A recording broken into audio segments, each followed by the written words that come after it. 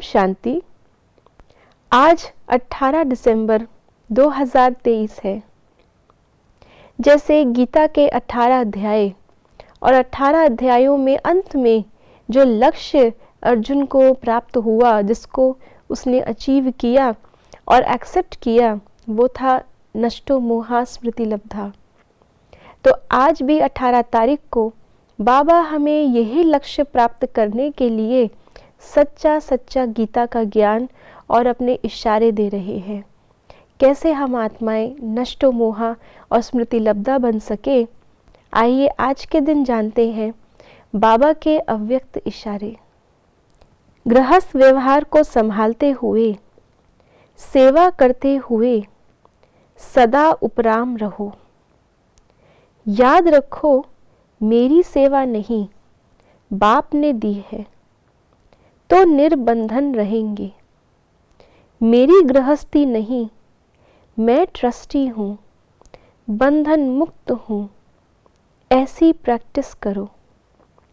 सूक्ष्म मोह की रस्सियों से भी मुक्त, नष्टो मोहा स्मृति स्वरूप बनो। बाबा कई प्रकार के बंधनों की बात करते हैं। एक है देह का बंधन, मोटा बंधन, एक है सूक्ष्म बंधन, और एक बाबा कहते हैं सुनहरा बंधन। जो सुनहरा बंधन है वो सुनहरा क्यों?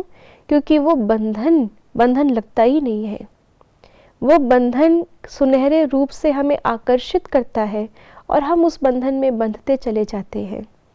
और कई बार बाबा ने हमें पहले भी कहा है, ये सुनहरा बंधन है सेवा का बंधन। ये रॉयल रूप की माया है। सेवा माया नहीं है, लेकिन सेवा में जो संकल्प चलते हैं वो माया की देन है। अगर हम ये समझते हैं कि ये बाबा की सेवा है, अगर बाबा ही ना हो तो क्या मुझे ये सेवा मिले? पहली बात तो ये।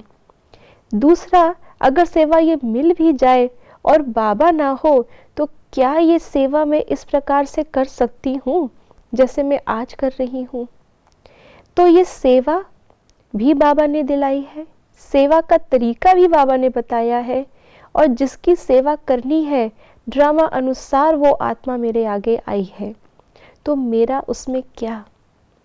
जब हम इस बात को पूरी तरह से समझते हैं तब हम इस बंधन से मुक्त हो पाते हैं। मान लीजिए आपने किसी आत्मा को कोर्स कराया, भाषण किया, या कोई भी आपने स्थूल सेवा या सूक्ष्म सेवा उसकी की। एक कोर्स में ही देख लीजिए, जिस कोर्स रूम में आपने बैठ के किया उसको सेट करना, जिस कुर्सी पर बैठ के आप कोर्स करा रहे हैं वो कुर्सी को वहाँ पे सेट करने वाला, बनाने वाला, जो माइक आपके आगे लगा रहा है, हर चीज़ जो वहाँ पे है उसको वहाँ पे रखने संभालने वाले को भी तो उस सेवा का श्रेय जा रहा है। तो आपकी एक सेवा भी कितनों को श्रेय दिला रही है और कितनों में उसका श्रेय बटा हुआ है।